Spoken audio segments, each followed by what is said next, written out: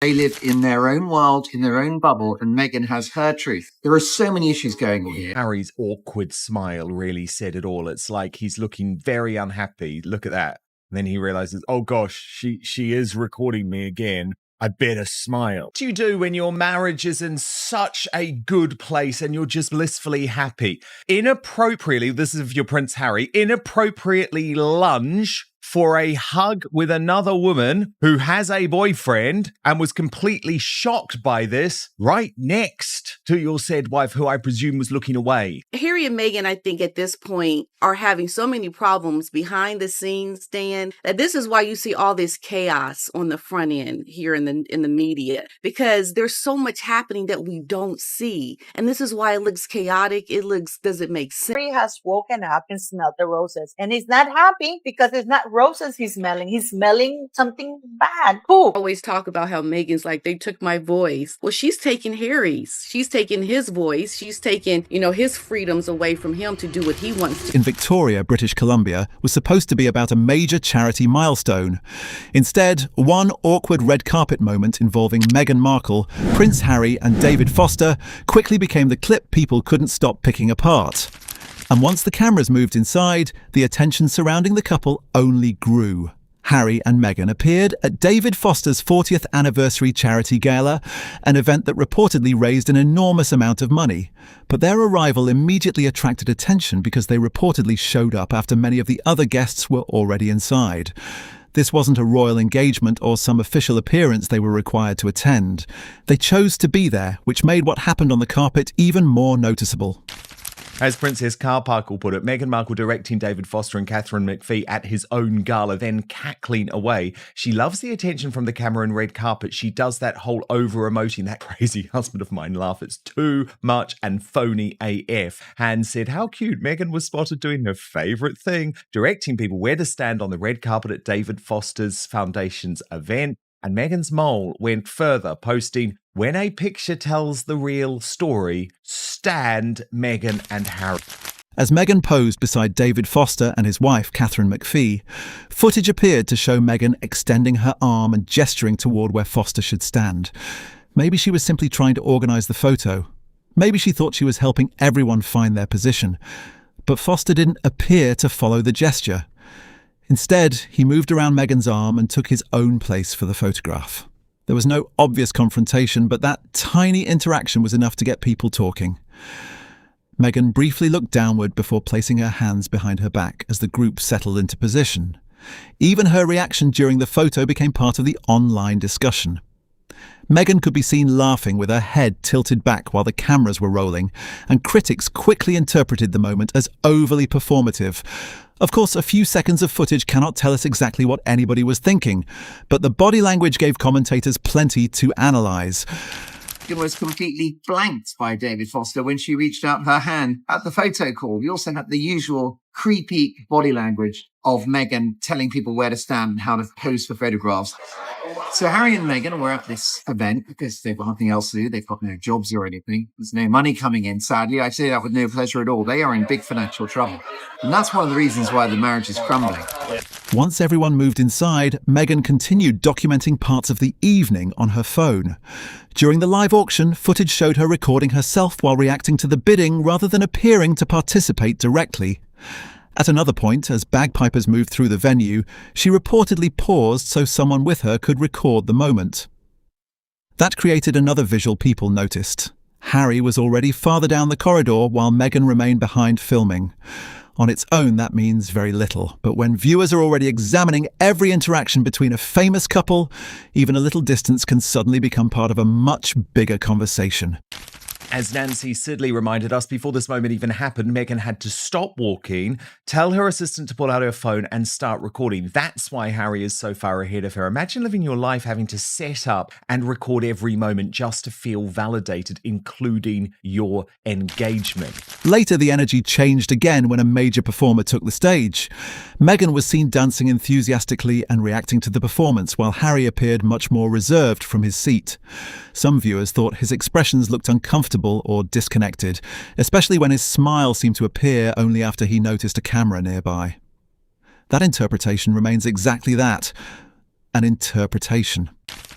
star is definitely on the decline in the entertainment industry. Things are just not moving and shaking as they used to be. And the couple, I think, is definitely feeling the stress of that, particularly Meghan, who has, I think, dreamed for years and years of being this mover and shaker in the entertainment industry, and has been kind of shocked to see herself fall from grace so incredibly hard. I think it's been quite difficult for her to try to figure this out. And of course, the main culprit is the lack of talent for the both of them. A person looking serious for a few seconds at a long event doesn't prove anything about a marriage. Still, it stood out because Harry and Meghan have already faced repeated speculation about their relationship. Back in April, when another round of those claims surfaced, a representative for the couple reportedly dismissed them as totally and utterly false.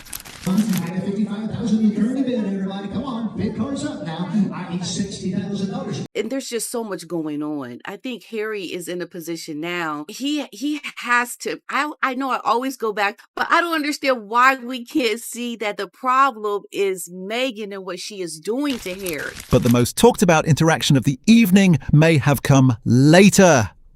Harry was photographed warmly embracing 31-year-old British singer Sydnie Christmas after her performance. According to accounts surrounding the event, Harry complimented her emotionally and told her how strongly the performance had affected him. The embrace itself looked enthusiastic, with Harry wrapping both arms around the singer as they spoke. Weirdly inappropriate, someone who claims to be a member of the British royal family. It's certainly not something you would see most royals do. You definitely would not, Dan. And it came across as very odd. I feel you in the back of my throat. I maybe that's a British thing. I'm not quite sure what Harry is trying to get across there. Perspective comes across as very odd, going in and lunging for a hug and a cuddle, as she describes it. Again, shows Harry kind of desperately trying to figure out, I think, what this post-royal life means, because they're desperately trying to be royal. Christmas later shared a warm message about meeting Harry and receiving his reaction to her performance. That interaction doesn't automatically suggest anything inappropriate, but paired with everything else viewers had already been dissecting from the evening, it gave the internet another moment to debate.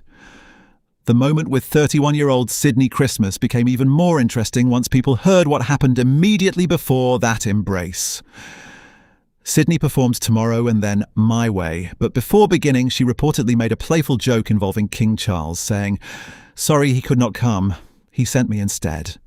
Harry appeared genuinely amused, and his reaction immediately stood out to viewers watching the footage. The hubby lunging at Sydnie Christmas. There was no Sydnie Christmas reference whatsoever on Meghan Markle's Instagram, and that doesn't surprise me because it was highly inappropriate, I thought, of Prince Harry. Harry has given his royal seal of approval to 2024 Britain's Got Talent winner Sydnie Christmas. He told Sid, quote, he felt every word in the back of his throat after she performed Tomorrow from Anne and Frank Sinatra's My Way in front of him at David Foster's charity gala in Canada over the week. Then Sydnie stepped off stage and Harry went straight over to congratulate her. He embraced her with both arms and reportedly told her that he had felt every word of the performance in the back of his throat. It was an unusually emotional compliment considering they had only just met, and naturally people online started analysing the exchange. But Sydnie's own description makes the interaction sound far less calculated.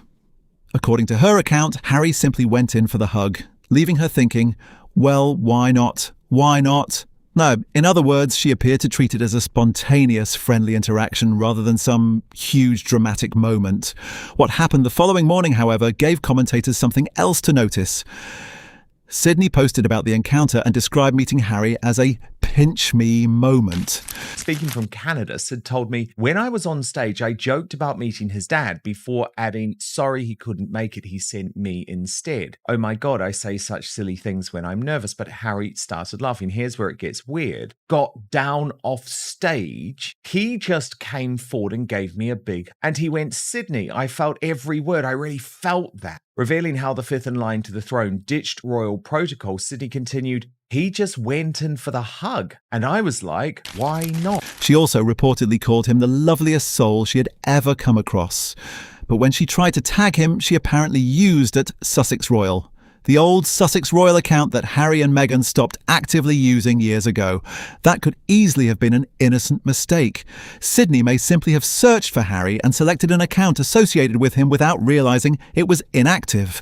Still, another detail caught attention. Meghan wasn't tagged or mentioned in Sydnie's message. There is no reason Sydnie necessarily needed to mention Meghan, of course. Her memorable interaction had been with Harry, but critics found the omission interesting because Meghan was very active documenting other parts of the weekend. She shared glimpses connected to the event, including the auction and other moments surrounding the evening. Yet Sydnie's performance and her interaction with Harry didn't appear to become part of that coverage.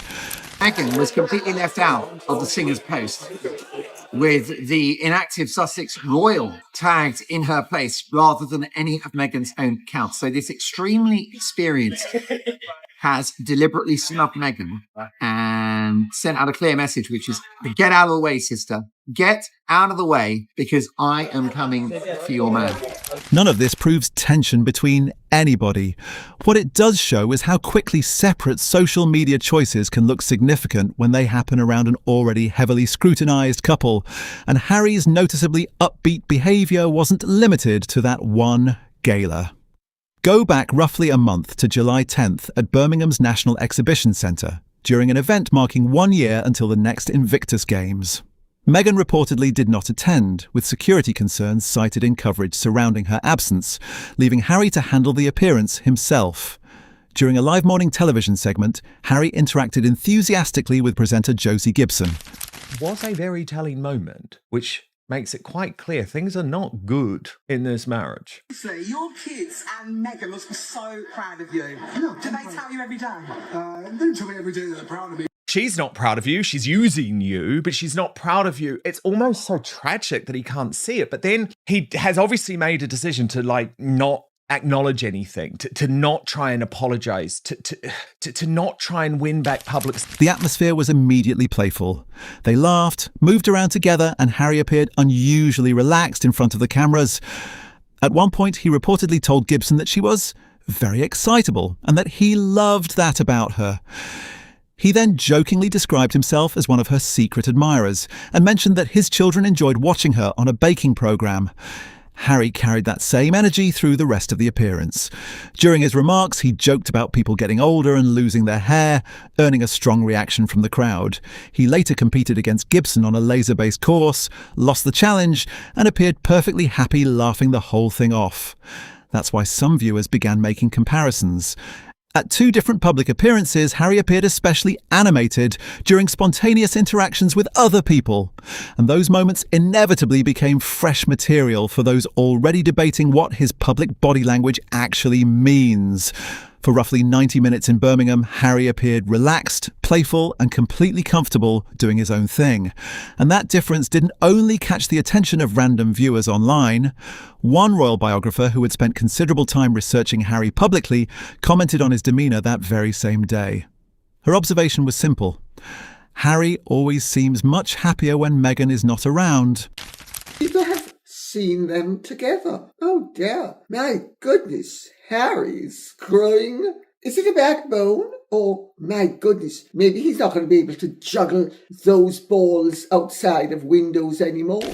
That wasn't written weeks later after the footage had been endlessly analysed. It came while the appearance was still fresh. Other commentators have made similar arguments, suggesting Harry sometimes appears more energetic during solo engagements than when he and Meghan attend events together. Of course, body language can't tell us what is actually happening inside somebody's marriage. Harry could simply behave differently depending on the event, the people around him, or his mood that day. But put Birmingham in July beside the Victoria Gala in August, and critics saw a pattern worth discussing. There was another detail from Victoria attracting attention too: Meghan's left hand. Online speculation has focused heavily on whether Meghan has consistently been wearing her engagement ring. Commentators have pointed to several public appearances where the ring appeared absent, while her wedding band was sometimes still visible. That included appearances earlier in the year and reportedly her own screening toward the end of July. Now, an absent engagement ring doesn't automatically mean relationship trouble. People remove expensive jewellery for repairs, resizing, security, comfort, travel, or countless other ordinary reasons. Some of us have lost more of our hair. Some of us look younger than we did before. Some of us look older. They didn't laugh.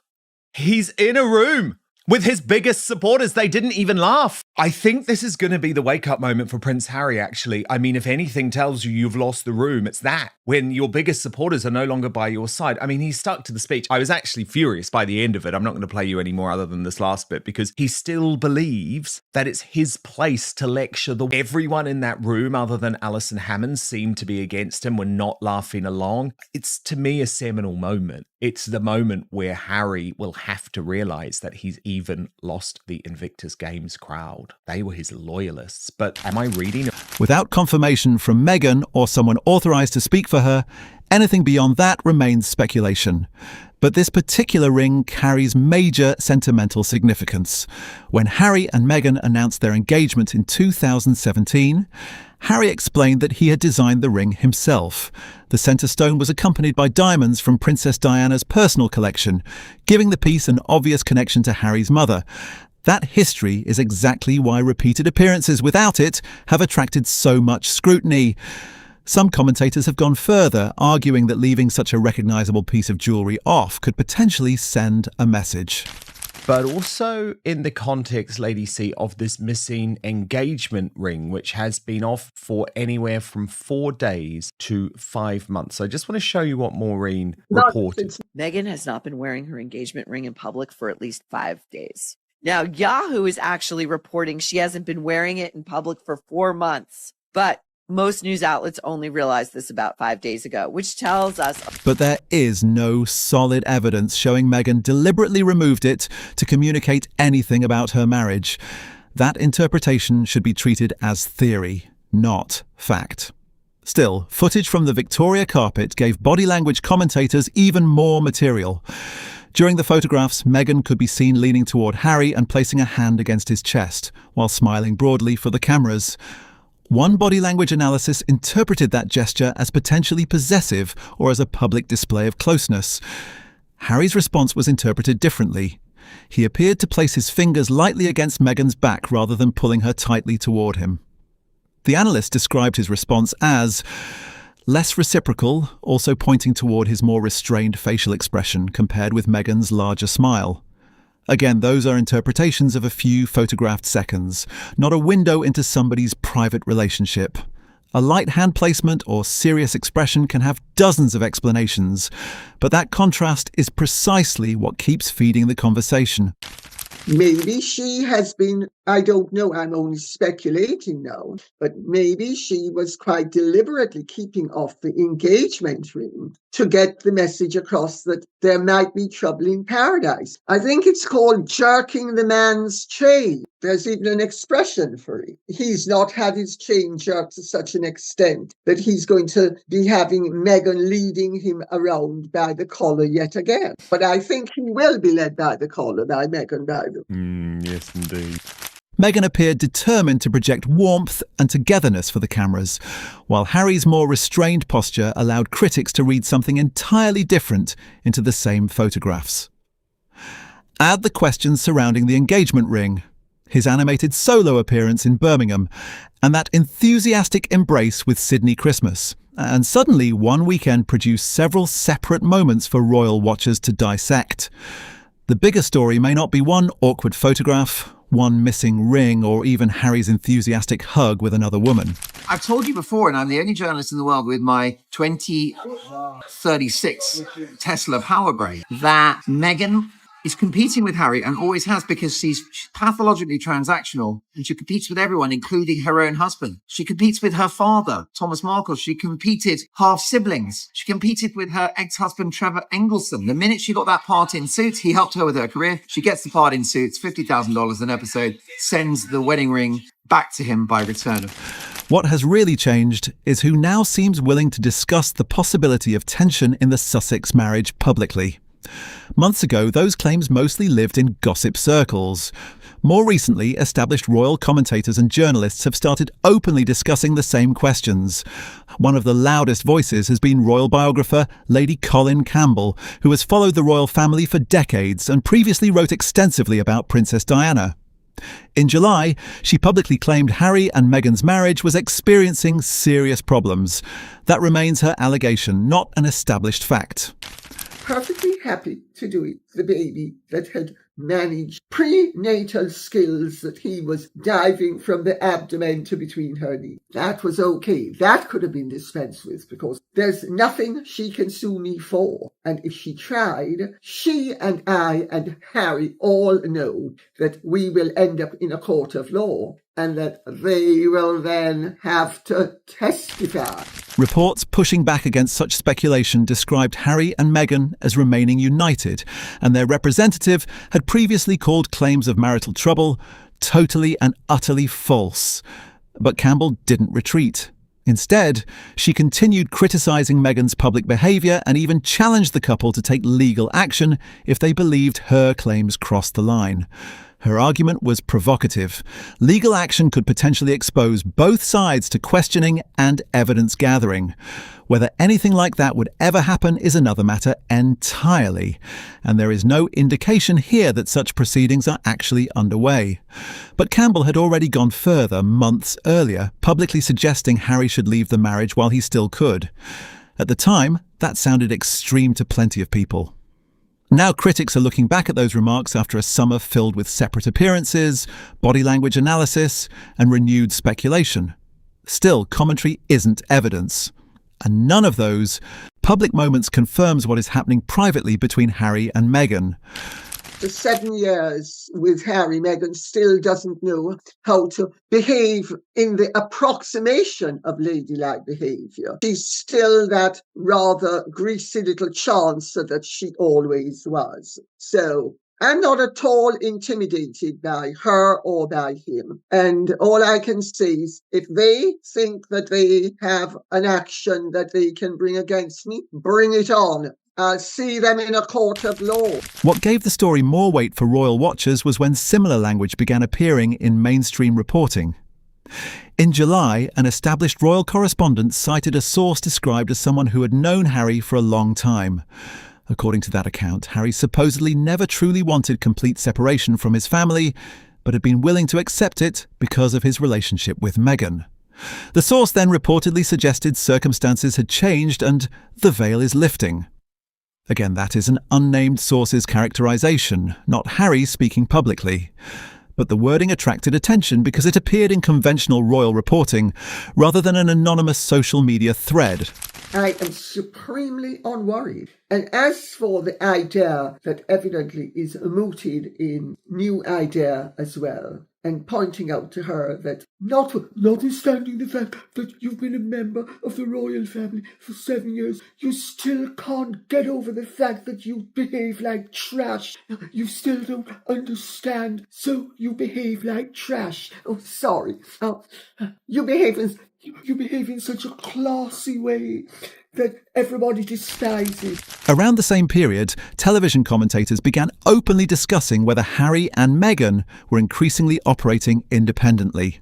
The phrase leading separate lives started appearing in panel discussions, largely because the couple had been pursuing noticeably different public projects and were frequently appearing separately.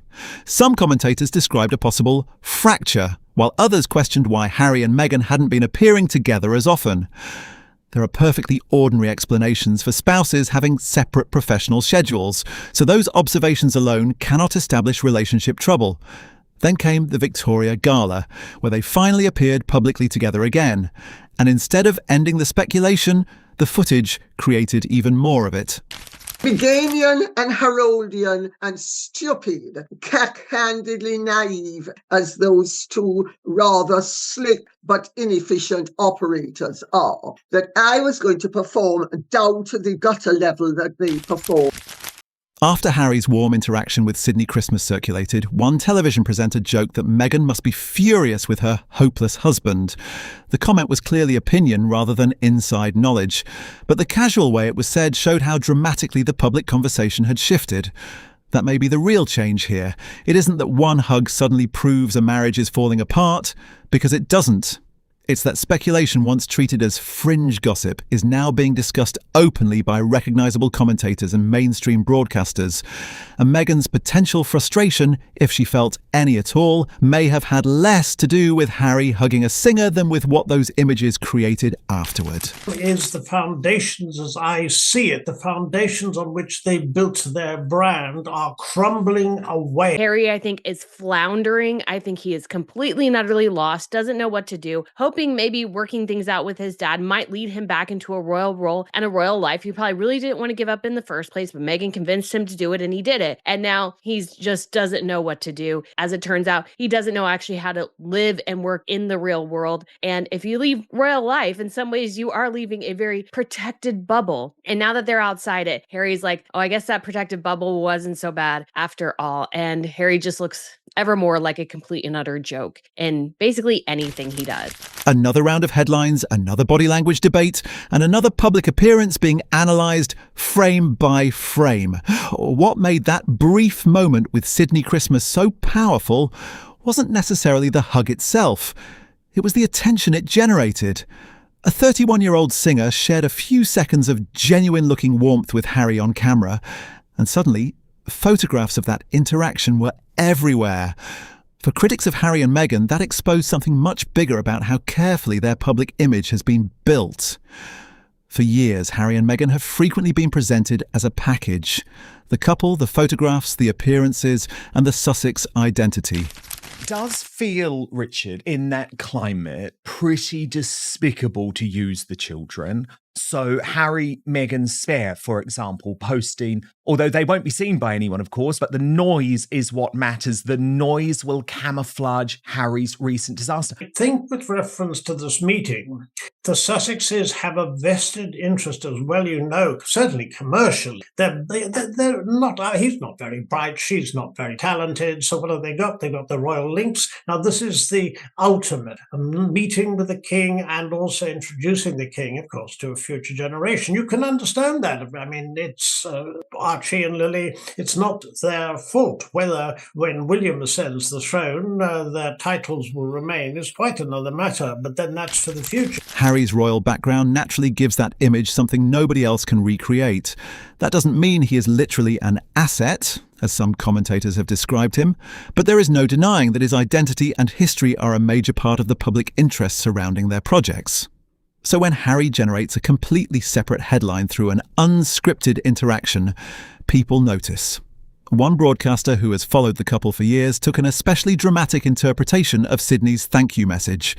Because Meghan wasn't mentioned in the post, he jokingly characterised its message as, "Get out of the way, sister. I am coming for your man."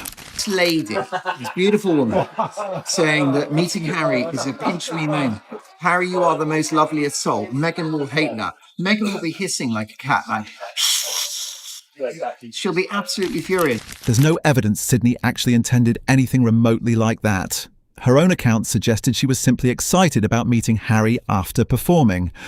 But the broadcaster's reaction shows how quickly even an innocent exchange can be turned into a wider story about the Sussex marriage. He also raised another criticism, that Harry sometimes appears secondary in projects associated primarily with Meghan. That argument has been made around Meghan's television work, where Harry has appeared only briefly while much of the focus remains firmly on her. Critics have also picked apart Meghan, referring to him affectionately as H, interpreting it as another example of Harry becoming almost a supporting character inside Meghan's public world. One image in particular has been repeatedly used to push that narrative. Meghan was shown inside filming with a friend while Harry could be seen outside through a window, entertaining himself. To critics, it became a perfect visual metaphor. Meghan at the centre of the production while Harry remained somewhere around the edges. But again, a single shot from a television production cannot tell us how their marriage actually functions behind closed doors. What makes the current speculation different is the number of commentators now willing to attach their names to it. Harry has woken up and smelled the roses. And he's not happy because it's not roses he's smelling. He's smelling something bad. Who? Always talk about how Meghan's like, they took my voice. Well, she's taking Harry's. She's taking his voice. She's taking, his freedoms away from him to do what he wants to. Earlier this year, royal biographer Sally Bedell-Smith told an American audience that there was a growing feeling in Britain that Harry and Meghan's marriage might not last. Other commentators went considerably further. One television personality predicted Harry would eventually return to Britain divorced within 2 years. An extremely specific prediction with no guarantee whatsoever that it will happen. Royal author Tom Quinn has also described the couple as reaching an unfortunate crossroads, arguing that their professional ambitions appear to be moving in different directions. Then, during television discussions in July, multiple commentators began using versions of the phrase leading separate lives when describing their increasingly independent public schedules. And Lady Colin Campbell had already publicly advised Harry months earlier that he would be well advised to get out. None of these people can determine the future of Harry and Meghan's marriage simply by predicting it. Couples can pursue different careers, attend events separately, and still have perfectly functional relationships. But there has been a noticeable shift in the commentary surrounding them. She knew Meghan for a bit before she met Harry. Did exactly the same to me, She did that to many people that she knew, that she'd either worked with or was friends with or whatever. It just seems to me she's what I would call a ruthless social climber, who just when people are no longer appropriate parts of her circle, they have to be expunged quickly so she can move on up the ladder. Absolutely. Arrogance and entitlement, try to shift the blame because he can't take responsibility for anything. So of course he has to counter it with, the palace doing something. And of course they're not doing anything. I mean, Harry is the one who's been the proven liar here, who has completely, shown his hand and, what he is about. So, Harry and Meghan, I think at this point, are having so many problems behind the scenes. Several years ago, mainstream discussions centred heavily on Harry and Meghan operating as an inseparable team. Now the debate increasingly focuses on their individual projects, separate appearances, and whether their professional paths are beginning to pull them in different directions. After everything from that night, the moment I keep coming back to still isn't Harry hugging Sydnie Christmas. It's that interaction on the carpet. Meghan appeared to gesture toward where David Foster should stand. Foster simply moved around her arm, and Meghan then looked down before putting her hands behind her back. It lasted seconds, but it became one of those awkward little moments cameras capture that people immediately start analysing. Then, later that same evening, Harry's warm reaction to Sydnie created completely different headlines. Add the questions surrounding Meghan's engagement ring, their increasingly separate professional appearances, and commentators openly speculating about the marriage, and you can see why this story refuses to disappear. But speculation is still speculation. I'm not afraid of Meghan Markle. She doesn't have a leg to stand on. Meghan Markle is a third-rate, shall we say, greaser and bully. I'm used to first-rate bullies. So she doesn't frighten me in the slightest. And if she tried anything on for size, I'd crush her the way an elephant crushes an ant. As for Harry, he can't sue me. Harry himself previously joked about repeated divorce rumours, pointing out just how many times people had already predicted the end of their marriage. Until Harry or Meghan actually says otherwise, nobody watching from the outside knows what is happening privately. So what do you think? Are people reading far too much into a handful of awkward moments? Or do you think something has genuinely changed between Harry and Meghan? Drop your take in the comments. And if you enjoyed the video, hit like, share it, and subscribe. For even more celebrity drama, click the next video you see on your screen right now. There's plenty more to unpack over there. Thanks for watching, and I'll see you in the next one.